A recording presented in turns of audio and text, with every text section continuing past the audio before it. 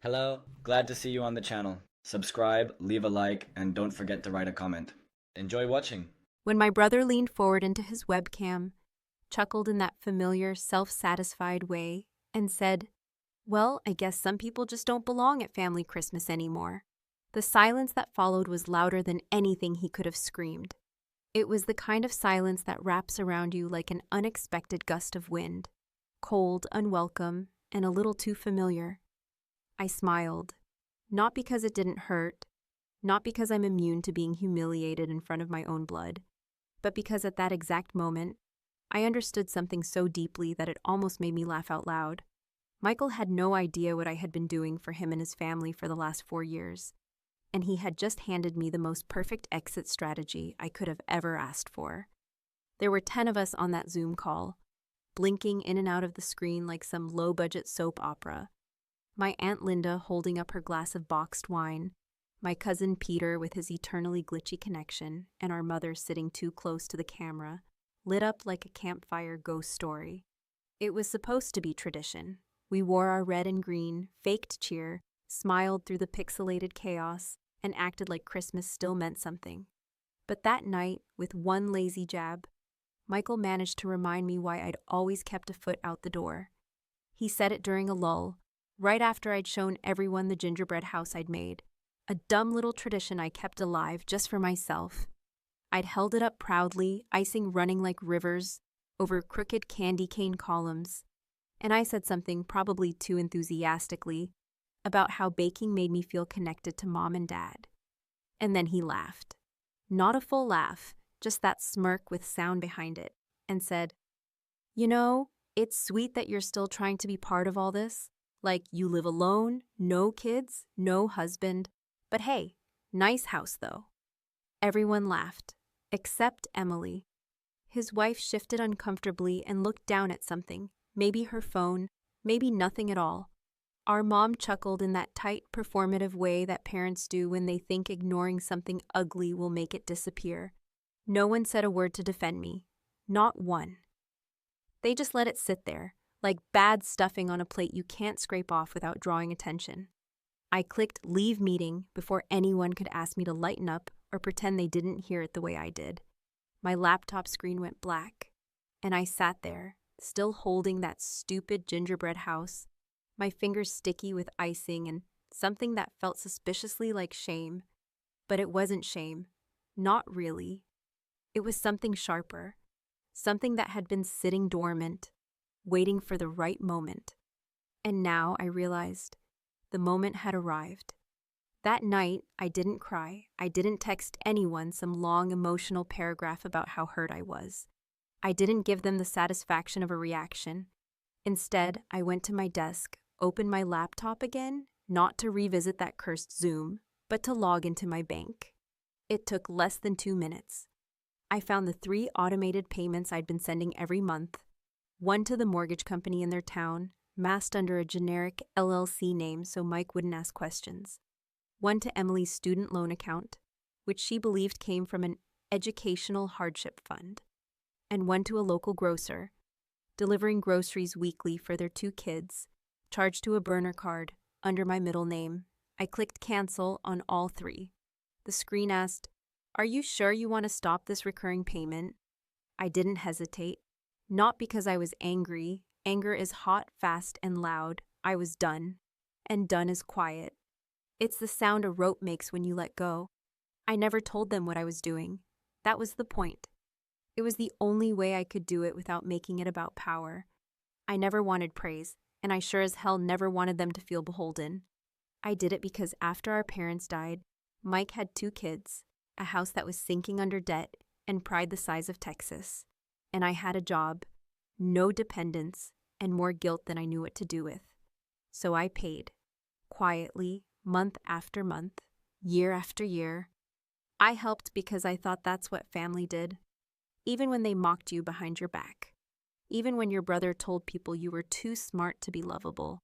Even when he forgot your birthday 3 years in a row and never once asked if you were happy. I did it because somewhere in the back of my head, I thought if I gave enough, they'd remember I was still part of the picture.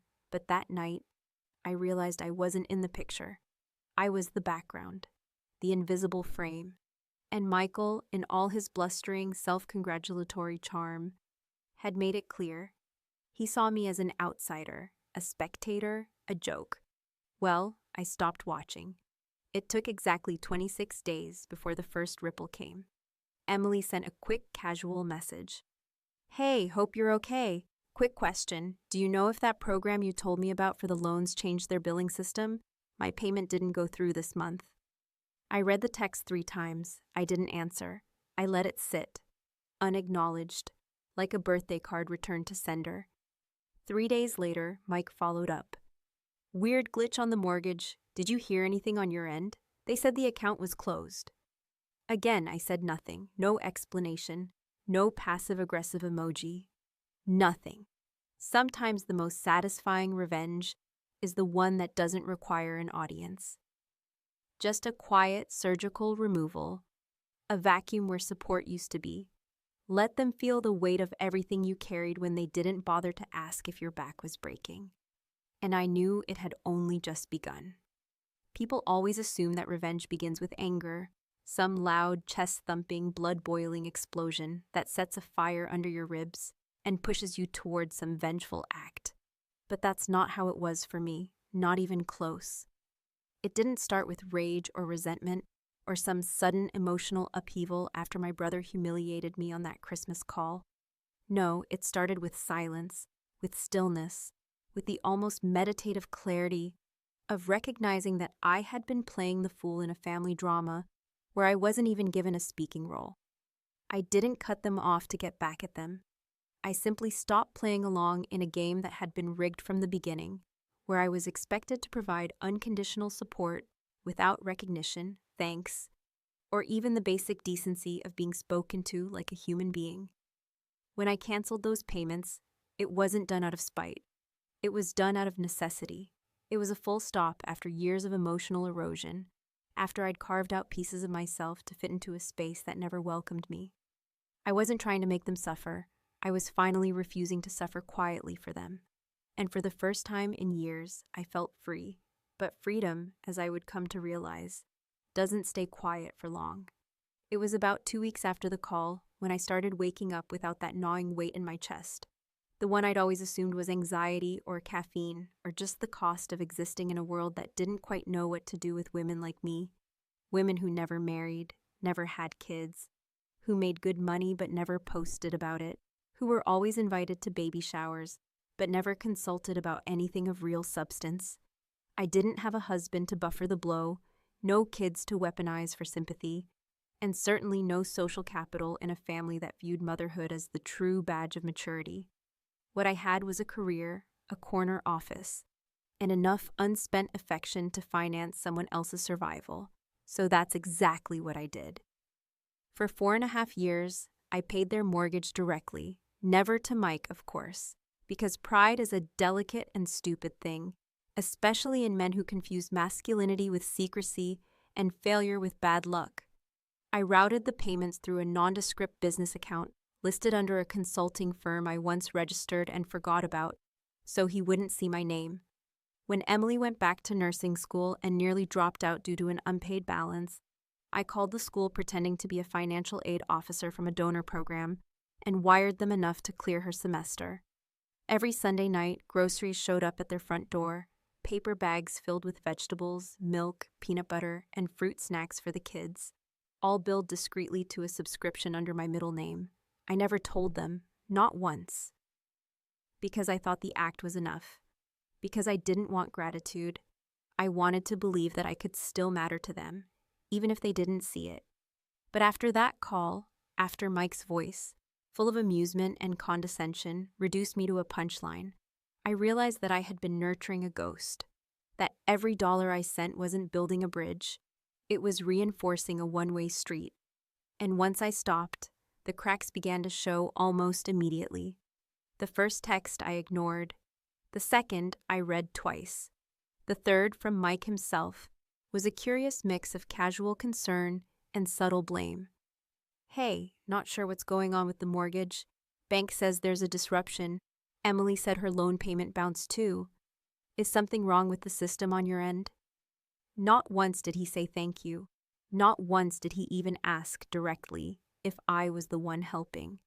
He just assumed, as always, that the world would explain itself to him without effort, that support systems would remain invisible and compliant. I didn't respond. I stared at the message until my phone dimmed and the screen went black. And I felt nothing, no guilt, no need to clarify, no instinct to fix. 3 days passed. Then came the phone call. I didn't answer. I watched his name blink on the screen. Mike Sell, that outdated contact I never bothered to update, still using a photo from 10 Christmases ago where he was holding his daughter like a trophy. He left a voicemail I didn't listen to. But then Emily texted me, and that was harder, because she never said much, but when she did, there was always the sincerity in her tone that made me pause. I don't know what's happening, but the school just emailed me that my balance was flagged. I'm so sorry if we've overstepped or misunderstood something. For a moment, I felt my resolve slip. I thought about replying, about reassuring her that this wasn't about her, that she'd been caught in something larger than either of us. But then I remembered all the holidays I'd spent sitting at the edge of the living room couch, holding carefully wrapped gifts for the kids, while Emily and Mike whispered in the kitchen, forgetting to include me in the laughter. I remembered how she looked down at her lap during that Christmas call, said nothing as her husband made me a joke, and the warmth drained from me like a light switched off. I didn't answer her either. Let them wonder. Let them retrace every step. Let them search for explanations in bounced payments and overdue notices, in their carefully constructed image of being just barely making it, when in truth, they had been floating on my quiet generosity like driftwood in a storm. And now the current had changed. Now they'd have to learn to swim. For the first time in years, I made dinner without checking my phone for payment confirmations. I went to bed without wondering if the grocery order had arrived on time. I sat on my balcony, glass of wine in hand, and watched the city pulse below me, loud, chaotic, alive. And I realized something. Silence isn't always absence. Sometimes it's the sound of boundaries finally holding, and I knew this was only the beginning. It's strange how quickly silence can transform from something peaceful into something threatening, like a calm sky before a tornado touches down. At first it soothes, then it suffocates. In the weeks that followed my quiet retreat from the role I had never volunteered for, but performed diligently, the silence I left behind began to stretch and warp in their minds, turning from a passive absence into an active threat. And as it always goes with people who've grown dependent on invisible scaffolding, the moment the structure vanished, they didn't ask why it disappeared. They asked who to blame for the collapse. I hadn't spoken to anyone in my family since the Christmas call, hadn't answered a text or picked up a single phone call, and for once, I didn't feel like I owed anyone an explanation. For the first time in years, I was watching things unfold without rushing to cushion the fall, without scrambling to be the reliable one, the fix-it-all sister, the safety net with a polite smile. I let the weight of their assumptions pull them under, and what I saw from the surface was exactly what I expected. Panic disguised as pride, desperation coded in passive-aggressive attempts at contact. The first public crack came on social media, of course, because that's how people like Mike process their discomfort. Not by confronting it, not by reflecting or asking questions, but by making vague declarations in hopes that someone, anyone, will connect the dots and offer sympathy. It started with a Facebook post, a grainy selfie of him with the kids, the caption reading, "Funny how some people disappear right when things get tough. But that's okay. Real family shows up." It was obvious, desperate, and yet not direct enough to spark outrage. A fishing line cast into shallow water. A trap for validation. I didn't respond. I didn't even flinch, because I knew what was coming next. 2 days later, I got a call from my cousin Tanya, who never calls unless someone dies or someone gets divorced. She left a voicemail that started light and spiraled quickly. "Hey, just checking in. I talked to Mike the other day. He seemed kinda upset. Said you two had some big falling out on Christmas. He didn't get into details, but he said you sort of ghosted them. I'm sure it's just a misunderstanding, but..." I figured I'd check in just in case. That last part, just in case, was doing all the heavy lifting, as if she expected me to unravel and spill everything, to sob about being mistreated, to ask for her version of support, lukewarm sympathy, and recycled cliches about forgiveness. I didn't call her back. Instead, I took a walk around the block, let the cold air bite at my face, and thought about how many versions of me existed in other people's heads. Versions they created to make themselves feel better, to justify the things they ignored. To Tanya, I was probably the overly sensitive sister, the distant one who didn't value togetherness. To Mike, I had become an ungrateful traitor, someone who turned on her own without warning. But to myself, I was finally becoming something new, someone who stopped bleeding just to keep other people warm. Still, Emily's silence haunted me in a way that Mike's noise never could. She hadn't posted anything. She hadn't replied to my last text, the one where I told her, without cruelty but with clarity, that Mike had never really seen me, not as a person, not as a sister, not as someone who had given quietly and asked for nothing in return. I didn't expect her to argue, but I also didn't expect her to vanish into the same silence she once shared with me, the kind that came when she looked down at her lap during family dinners, when she pretended not to hear the dismissive way Mike talked about me, when she let me hold her newborn in the corner of the room like some visiting nurse instead of an aunt. A week passed, and then another, and I began to hear through the grapevine that things were getting worse. The mortgage company had sent a default notice. Emily's nursing license was under review due to the missed payments to her education lender. The kids had been pulled from the expensive after-school program they loved, and their teachers were calling about behavioral changes.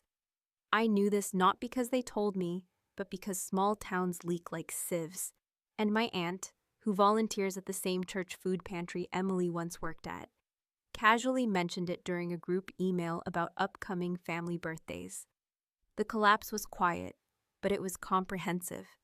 Like a house infested with termites, it hadn't crumbled all at once. It was slow, deliberate, invisible to outsiders, until the floor gave way and someone fell through. Then one night, just as I was settling in with a booking, I knew I wouldn't finish. My phone buzzed with a new message from Emily. It was long, too long to screenshot, too carefully worded to be spontaneous. She said she didn't understand what had happened. She said she respected my choice to take space. But then, at the very end, she wrote something that made me pause. He didn't tell me where the money came from. He always said it was handled. I didn't ask questions. I'm sorry for that. It wasn't a confession, not exactly. It was more of a confession of omission, an acknowledgement that she had played along with the lie because it was easier, because Mike needed to be the provider, because men like my brother are only as secure as the image they project, and we had made it easy for him to pretend. I didn't respond to her either, not because I wanted to hurt her, but because I didn't know what truth she was ready to hear, that the man she married had let his ego rest on the quiet shoulders of someone he routinely dismissed, that she benefited from a generosity she never acknowledged, that for years I'd been standing behind the curtain, pulling the strings, and now the theater was falling apart with no one left to blame but each other. They thought I disappeared. But I was still there, watching, waiting. Not for vindication, but for the moment they'd stop looking for villains and start asking themselves why their foundation had been so fragile in the first place. And that moment, I knew, was coming sooner than they thought. It was a Thursday afternoon, the kind of gray, sluggish winter day that makes everything feel slightly heavier than it is, when the dam finally broke, not with a bang, not with some climactic confrontation you might see in a movie, but with a chain of events so quietly chaotic and emotionally tangled that I found myself staring at my phone, not in anger, not even in disbelief, but in that strange emotional limbo where you're both unsurprised and completely floored at the same time, like watching the final domino fall after years of stacking them with trembling hands behind someone else's back. The first email came at 2:37 p.m., subject line in all caps. You win. Just that, nothing else to preview, no greeting, no preamble, no apology. I sat with it unopened for about an hour, knowing full well that reading it would not satisfy me, would not offer closure, would not contain the kind of awareness or remorse that makes a person feel justified. I opened it anyway, and there he was, Michael, pouring himself into a digital tantrum that read less like a message from a brother and more like the unfiltered bile of a man who just watched his carefully constructed illusion go up in smoke and still couldn't bring himself to name the match or admit he'd built it out of paper. He accused me, of course, in the kind of grand roundabout way cowards do when they want to hurl blame but not sound bitter. He said I had abandoned his family, that I had weaponized money to control people from behind the scenes, that I had humiliated him by disappearing without explanation, letting him and Emily spiral while I, as he put it, watched from a glass tower and congratulated myself for being the better sibling. He said his children didn't deserve this, that Emily was in shambles, that their house might be gone within a month, that he was fielding calls from banks and schools and family members who wanted to know what happened. And all he could say was, "I don't know." And then near the end, because people like Mike always save the venom for last, he added, "Maybe this is who you've been all along, the girl who ran off to get a corner office instead of raising a family. I guess some things never change." I read that sentence twice, not because it hurt, because it didn't. It fell flat in the way cliches do when they've been used too often and lost their power. I didn't reply, not immediately, not because I didn't have anything to say, but because I knew he didn't want a conversation. He wanted a target, and I wasn't interested in standing still so he could throw stones. But later that evening, after the sun dipped behind the skyline and the city lit up like an apology, I got a call from Emily. I hesitated for a long moment before answering, holding the phone in my hand as though it weighed more than it should, like it contained everything we'd all been too polite, or too afraid, to say for years. Her voice was quiet when I finally picked up. Not the kind of quiet that comes from weakness, but the kind that comes from exhaustion, the kind of heaviness you hear when someone has run out of rehearsed lines and is finally willing to speak from the mess. She didn't start with blame. She didn't start with defense. She said, "I'm sorry, I should have known." And I felt something shift. She told me everything, or rather, everything she was ready to admit.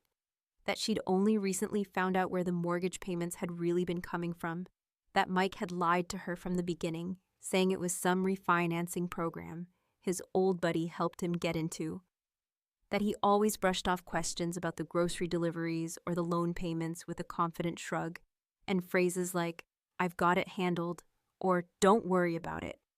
She said she believed him, not because she trusted him more than me, but because she wanted to, because it was easier to believe in the illusion of a stable man than to face the truth that the person providing stability was the one always excluded from the narrative. She told me she'd been warned by her sister, by a neighbor, even once by a school counselor, that Mike's pride would cost them dearly one day. But she had been too deep inside the performance to back out. She admitted she had seen how he treated me, had heard the things he said when I wasn't around, how he dismissed my achievements as childless privilege, how he joked that I was lonely enough to spend holidays working on spreadsheets, how he told people I was cold and too smart for my own good. She cried when she said those things, but I didn't.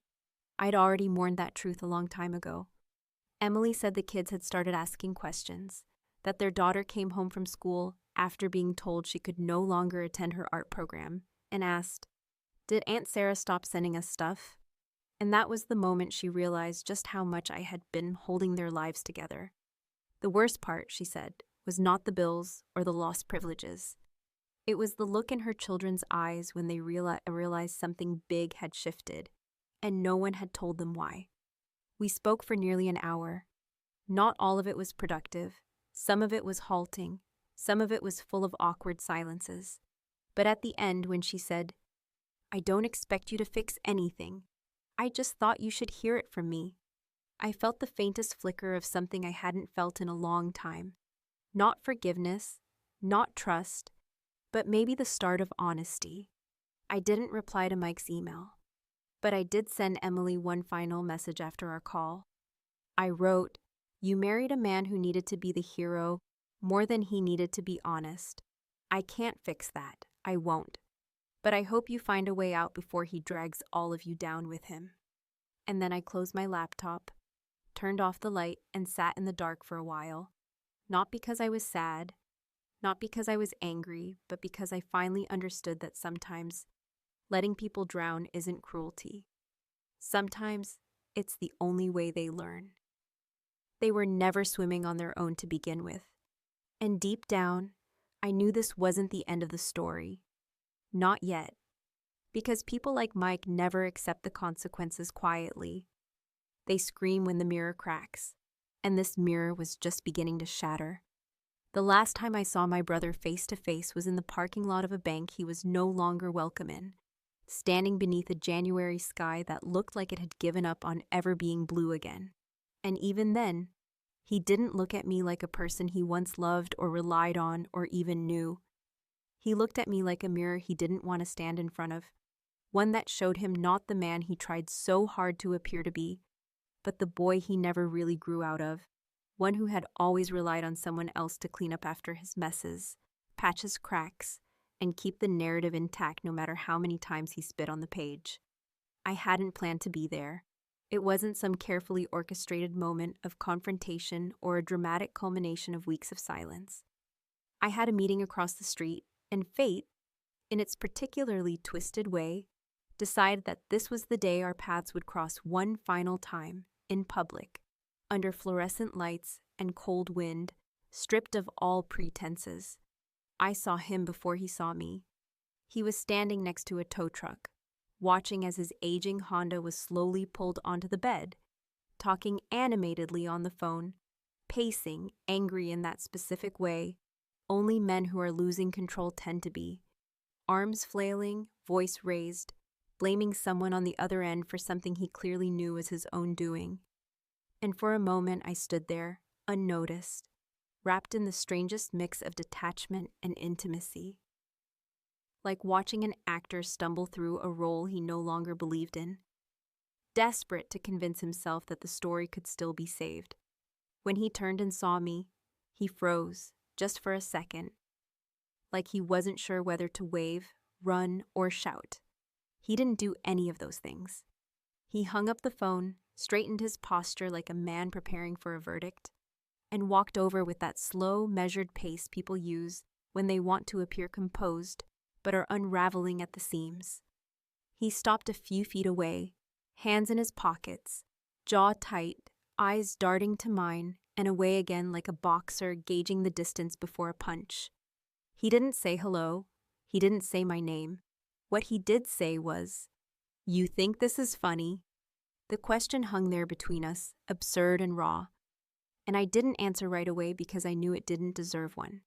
He wasn't really asking.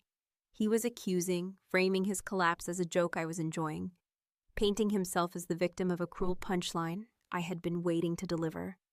And in that moment, I realized there was nothing left to salvage. Not trust, not understanding, not even the pale shell of siblinghood we had once wrapped ourselves in like a childhood blanket. I said finally, in a voice steadier than I expected, "No, Mike, I think this is inevitable." He laughed, sharp, bitter, full of contempt. "You always thought you were smarter than everyone, didn't you? Always had to be the one in control." I looked at him, really looked. And what I saw wasn't rage or strength or even sadness. It was fear. Not of me, but of the truth. That the safety net had been real all along, and it had never been woven by his own hands. He had danced on the tightrope for years, thinking gravity didn't apply to people like him.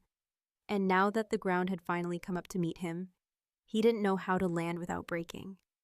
"You controlled your image," I said. "I just stopped reinforcing it." He started to say something else, something about the kids, about Emily, about how I was punishing people who hadn't hurt me, but I cut him off with a single sentence that had lived in the back of my mind for years, waiting for the moment when I could say it without flinching. "You never once asked me how I was doing," I said. "Not once, not after Mom died, Not after I moved across the country, not even after you started spending my money. His face shifted then, just for a second. Not enough to be called regret. More like recognition, like something ancient and ugly had crawled out from a place he didn't like to visit. But just as quickly, it was gone, replaced by that tight, wounded defensiveness that had defined so much of who he had become. She never made me feel like I mattered, he said, voice low now, cracked in a way I wasn't ready for. You were always the favorite, the golden one. I just wanted something of my own. And there it was. The thing that had been humming beneath all of it, the resentment, the distance, the smug cruelty disguised as humor. He had spent his life measuring himself against a version of me that never existed outside his own imagination. A sister who had it all. A sister who left. A sister who never had to fight for space at the table because she built her own and stopped asking to be seated. I didn't respond to that either. There was nothing left to say. Whatever words could have healed us had long since turned to dust, swept away by years of imbalance and selective memory. I walked away, not with triumph, not with vengeance, just with finality. Later that night, Emily called again. She said they were moving in with her sister, that the house was gone, that she had found part-time work at a clinic and was trying to keep the kids grounded. She didn't ask for help. She didn't offer apologies. She just said, I wanted you to know. You were right about all of it. And I thanked her, not because I needed her validation, but because honesty, once you've lived in its absence long enough, becomes something sacred. I never told anyone else in the family what I had done. Not my cousins, not my aunts, not even our mother, who still sends me hopeful texts asking if we'll all be together next Christmas. Let them believe whatever version of the story they need to sleep at night, because the truth isn't mine to force down their throats. But I'll say this, I don't regret a single dollar I spent. I don't regret the silence that followed, and I certainly don't regret walking away. Sometimes we save people because we're afraid of what it says about us if we let them fall. Sometimes we carry the weight of others so long that we forget we were never meant to be the ground beneath their feet. And sometimes, just sometimes, the most generous thing we can do is stop pretending they ever deserved our help in the first place.